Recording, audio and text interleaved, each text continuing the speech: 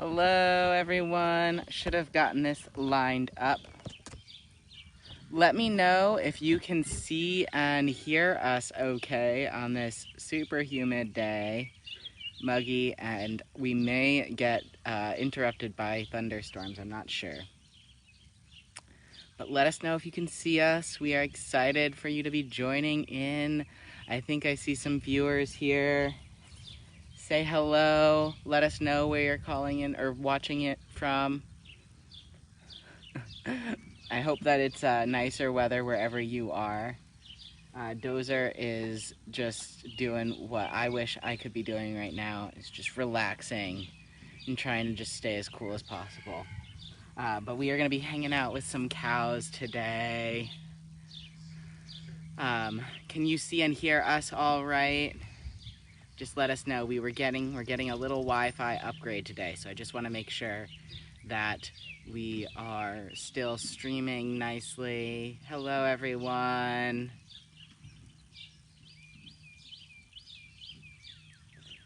And today we are going to be talking a little bit about Dozer's story and promoting some of our delicious vegan cooking classes that are coming up this month.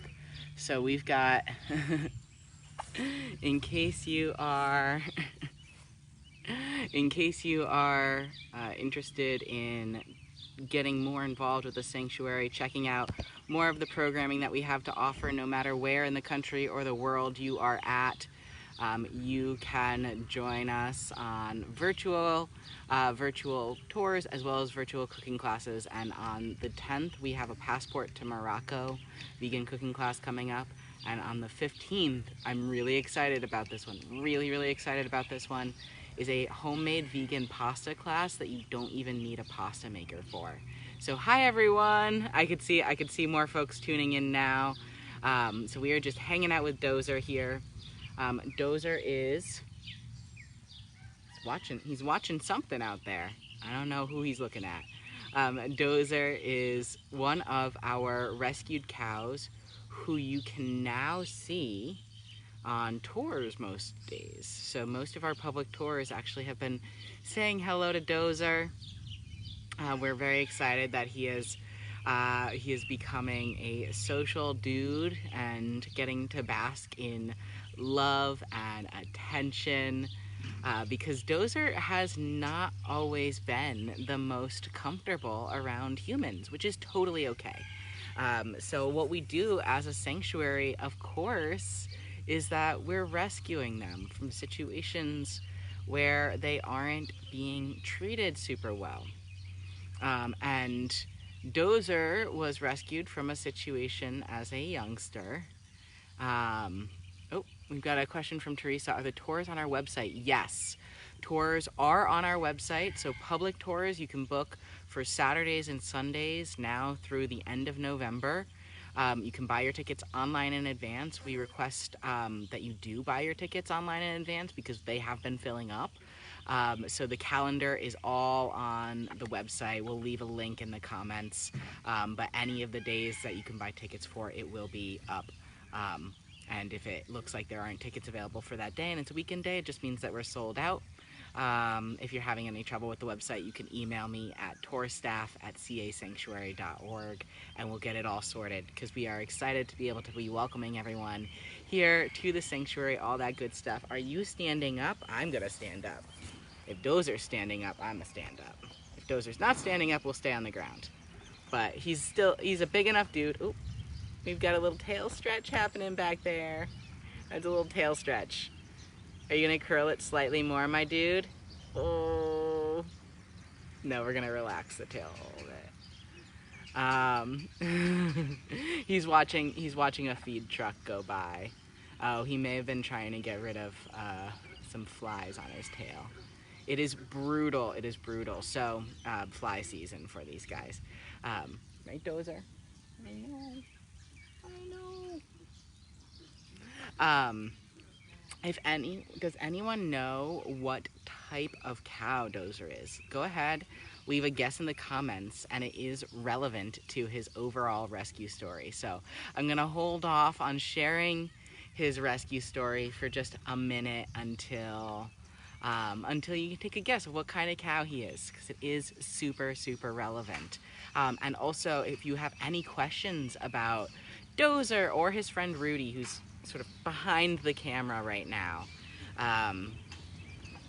go ahead, ask away. I'm going to turn the camera around real quick so you can see where Rudy's hanging out. Oh, there we go. So Rudy's just hanging out. He's gazing out over the pond under a wonderful, the wonderful shade of a willow tree, living his best old man cow life. And Dozer arrived here at the sanctuary in 2009 as a young cow. So he was like not an adult. He was like approaching teenage cow age, essentially. So still what I would call a calf. I agree, Veronica. He is a very handsome boy. And Teresa, I will give Dozer some kisses after this. I just know that with fly season happening, I don't want him to think my face is a fly and flick me away. Right on camera, at least. But yeah, he's had a chance to grow up here. And hopefully he'll become, a 20-year-old cow someday here at the sanctuary. I'm not seeing any guesses for Dozer's breed or what kind of cow generally, more broadly, he is. So go ahead, leave a guess in the comment. We love your interaction and all of that. He has great coloring on his face, Janine. Oh, we're gonna watch him get up though. You got this, my dude. Oh, you got a rock to get him up. Gonna take a minute. You got it, Dozer. Full faith. Ooh. Yeah. We're gonna turn this camera around and take a peek at him this way. Just so that I can... Now it's a little bit easier to direct this while I'm... There he is. Dozer is now standing. I think this end's about to do some interesting things. The coloring on Dozer's face is a hint to who he is. So, Dozer is, it's not so much that he's elderly, that he has trouble getting up. It's a couple of things. I'm trying to catch both his beautiful face as well as the action that we've got coming out the rear end. Just to make sure that we understand the environmental impact of cows. I would never want to lose a chance to appreciate the sheer volume of poop that they can produce. And we're gonna let this dude, oh my goodness. Dozer picked up the pace, and the reason is, I think the reason Dozer picked up the pace is that he can hear the thunderstorms approaching in the background, so let's hope that these hold out for us. We're gonna let him settle down, and then we're gonna inch our way over to Dozer and Rudy and hope that that tree isn't blocking the Wi-Fi signal. But Dozer is, he's about 13 years old at this point. And he's just so big, cows take a minute, generally speaking, to be able to stand up. And the type of cow he is particularly big compared to what we're used to seeing. So Dozer here, Dozer is a black, no, sorry, not a black Jersey, a dark Jersey cow, we believe. So Jersey cows are a very, very commonly used breed of cow to make cow's milk. And so Dozer, much like Rudy, came from a petting zoo. Rudy in the background, and just keep me posted, you guys, if this Wi-Fi isn't holding up. I'm hoping it is holding up back here. We actually have our Wi-Fi installation guys up in the background at the moment, making sure that we can continue to offer great virtual programming for everyone, even as we start to see everything open back up after the pandemic.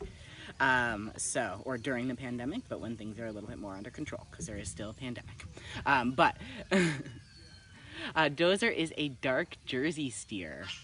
So he is someone who, would have been He is someone who would have been born on a farm, as mentioned by us in the comments, it looks like, in 2008. Yeah, he arrived here in 2009. But he is someone who would have been born on a farm, a dairy farm, in order for his mom to make milk. And we're gonna just turn this around and see if we can get both me and Dozer in here. In order for his mom to be able to make any milk, Dozer had to be born. She had to have a baby. And so she gave birth to Dozer, and he's never gonna be able to be made pregnant. That's not how his body is built. And so he's not particularly useful to the dairy industry. But dairy cows are a pretty big breed of cow, or generally bigger breeds of cow, I should say. So Dozer was sold at auction as a baby. Originally, he was bought by a veal farm. So Dozer was bought by a veal farm, and then from that veal farm, a petting zoo went. A petting zoo knew they wanted a baby animal to carry to entertain folks, and they went to a veal farm to buy this baby animal, and they bought Dozer. And then Dozer was carted around places. Dozer was part of a traveling petting zoo. And that is stressful. That is a stressful life for this guy. And eventually, when he got too big, he was gonna be sent to be killed, and he got rescued instead. So he's a super lucky dude, my dude. I think he knows. I think he knows he's in a good place, because at first when Dozer got here, he had been through so much. He was ready to bulldoze you down. He was ready to fight. And he has mellowed out so much. He's a sweetheart. He's a very, very good guy. And he loves attention. He loves people. He was giving some of my visitors cow kisses the other day. You know, he's living a truly happy sanctuary life, and knows that this is a safe place where he's not getting carted around to meet people. If he doesn't want to get pet, if he doesn't want to interact with us, he doesn't have to. He has that choice. He gets to say no here too, because this is his home. This is where we want to have like all of his wants and needs respected. And that is such a gift. It's a gift that only a sanctuary really can give.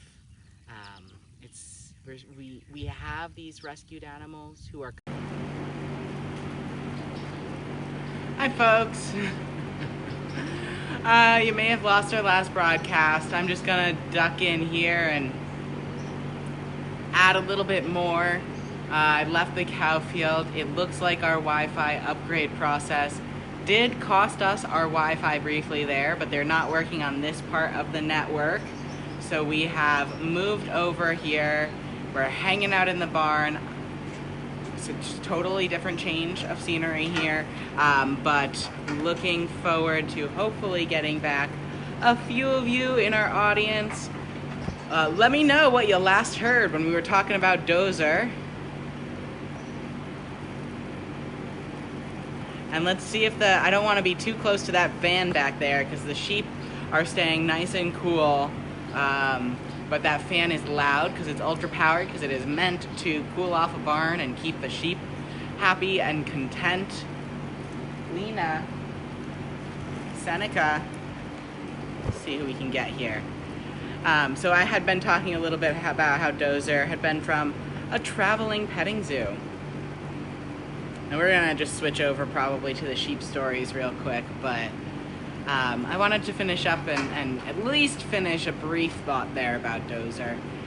He, because of how he had been treated, was really a high-strung guy who's come to realize that he is safe here at Sanctuary, can trust us, and he doesn't have to travel around. He gets his home respected and is happy as a consequence to accept plenty of visitors and occasionally give some visitor kisses.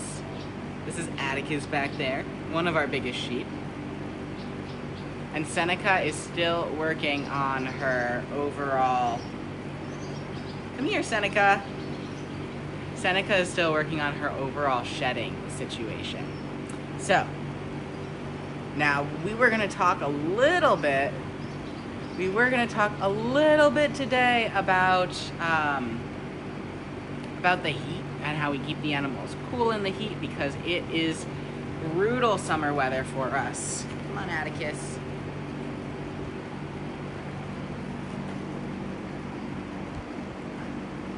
Shirley in the back there actually has her own air-conditioned stall, so if it gets real bad, the air conditioning will get turned on for her. But these guys definitely stay inside to stay cool. Atticus is panting a little bit to stay cool. Hey, buddy.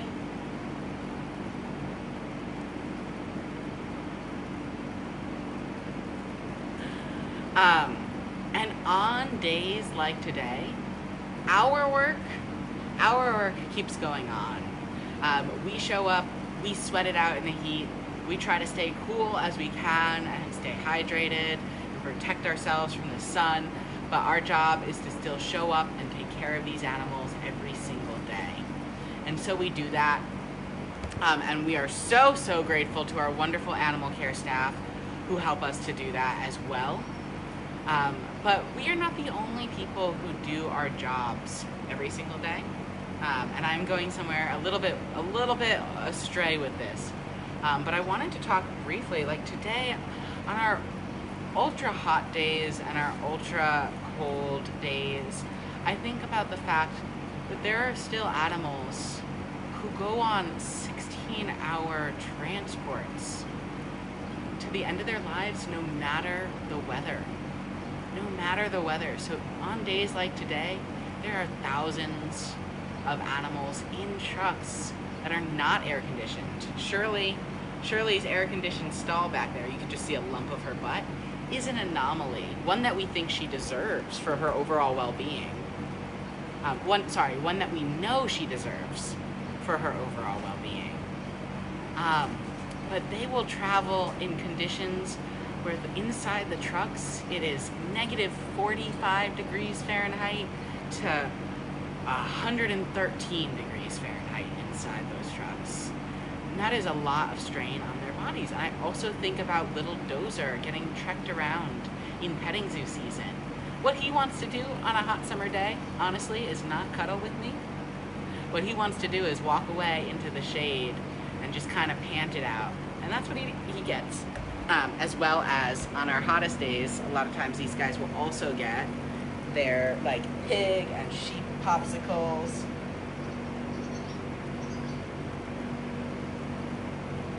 Atticus is like, what are you doing in my space, Kate?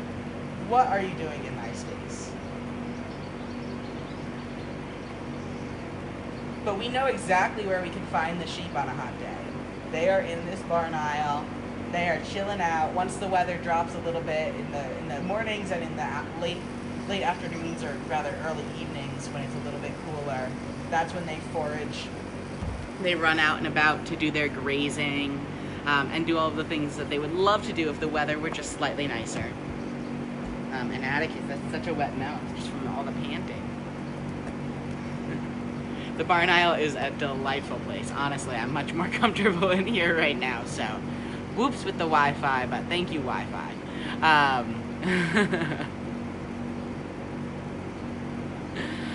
Does anyone have any questions about our rescued animals here? What we do as a sanctuary? Any of the sheep? Maybe we get a little appearance from Michael the turkey in here as well. She is at the other end of the barn aisle. I was really planning on hanging out with Dozer, so I am rerouting these plans. Nina! Oh no. I'm rerouting the plans again because the sheep have decided, with the exception of Mr. Atticus here, the sheep have decided to go ahead and actually wander outside. So we're going to see if we can follow them. With the exception of, where do the animals come from, and can I pet all of the animals, or can other people pet all of the animals? I'm not sure, so what that one specifically means. So we'll answer, where do the animals come from first while we walk, and try to follow some of these sheep. And they come from a variety of different situations. It's about to get real loud with this fan. They come from a whole variety of situations, and they are walking outside in the rain. Let's see if we can get this here. Sheep! Where are we going? It's about to rain. Come on, friends. They're about to go and adventure. Oh, they've got a human who they're gonna try to mooch some things from. So, we are gonna see if we can get them to stop and say hello to us. Nina, Zeke, come on, my dude. They come from a whole host of different situations. It really runs the gamut. So they will come from hoarding cases. They will come from being abandoned. It's what we would call rooster dumping season right now, where all of these roosters who were bought during spring because they were suspected to be hens and people wanted them as backyard hens, turned out to be roosters, so they are getting abandoned. We get them from larger scale, like animal cruelty cases, where the ASPCA or other organizations pull them off of farms where they're being actively neglected. It really varies. And we're gonna just see if Davy, oh, wow. I'm gonna take this kind of personally because all of my cuddly sheep are just totally ignoring me right now. In the case of a lot of these sheep, they came from either they came from a neglect case in 2012 / illegal backyard butcher up in northern upstate New York. And then the other half of the herd came from Westport, Massachusetts, or their mothers were rescued pregnant from a Westport, Massachusetts rescue of a largest animal cruelty case in the Northeast, where over 1,000 animals were seized off of a farm. And can we pet all of the animals? Or I can pet most of them. But some of them don't like to be pet even by me, which is absolutely fine. And we're gonna try to sneak up slightly closer to Davy, but I do have a feeling I'm about to be thwarted. And then many of our animals also enjoy being pet by our visitors. So certainly when you come here, there's usually animal interactions if that's something that both parties are consenting and wanting. And usually there's someone demanding pets, but yeah, it varies for them even on any given day. Just like just like we don't always want to be touched on a hot and humid day, or we don't always want to be touched when we're in a bad mood or something like that, or sometimes we do want to be given a hug when we're in a bad mood. Each of them, it kind of varies, and we just try to tune into that and respect that. No! Seneca! Seneca walked away from me as I was trying to get closer to her. So yes, Veronica, you're right in the comments that even they know it's too hot of a day for cuddles. And here I am, still trying to get them in. And they are letting me know exactly what they think. Yes, we are open for visitors, Lori. So check it out. We'll leave a link to our public tours in our comments below. Yes, Lori, I know you're Ashley's mom. Ashley was a wonderful caregiver here at the sanctuary for so long, and now has a micro sanctuary of her own in upstate New York. So know that if you are interested in providing a safe and loving environment and a liberation environment for these other species, you can do that. You don't have to be a massive farm sanctuary. You can be a smaller scale rescuer and provide a great home to, 1 to 3 chickens. And it makes the world of difference to those beings and helps to further this work of providing more sanctuary and advocacy for these species who are just as unique and individual as you and I, and who deserve their freedom and want their freedom just as much as you and I, it's a blessing to be able to offer that sanctuary to them. And I know it is about to storm down. It's about to storm down on us. I am getting rained on as we speak. We're hitting 1:30, and the sheep are just walking away from me. So we're gonna wrap up. I'm gonna do one quick reminder. Please check out, actually a couple of quick reminders, a little bit of housekeeping here while you look at some super cute sheep buds. Davey! Nope, nope, just full thwarting today. Thanks for your patience, everyone. Please check out our vegan cooking classes. They are virtual. You can connect to them from anywhere in the world. And we would love to see you in those classes. You can cook along with us. We've got, we've got Passport to Morocco coming up on the 10th, and on the 15th, a vegan pasta making class where you don't need a pasta maker. Very exciting. Check us out also for virtual programs for, people in your life who aren't able to make it in person. Of course, please come schedule a visit to see us in person as well. We would love that, but we can connect with you on a rainy day, a hot day where you'd rather stay in the air conditioning all summer long, and we would be happy to set up a virtual tour or a cameo with you and loved ones. And we still have funding available for youth programs that want virtual visits, courtesy of Veg Fund. So if you are interested in setting up a visit and price is a factor, you can check that option out as well. We want to just connect with you and stay connected with you. We're going to see you back at a normal time next week. So we're going to be back on for Thursdays at 1 p.m. Lauren and I have just had wonky schedules, but we can't wait to connect with you again. And I'm not sure who we're going to be featuring yet because it kind of depends on their mood some days. But we'll see you soon. Stay safe, stay healthy, eat some plants, and wear some sunscreen. Take care, everyone. Bye.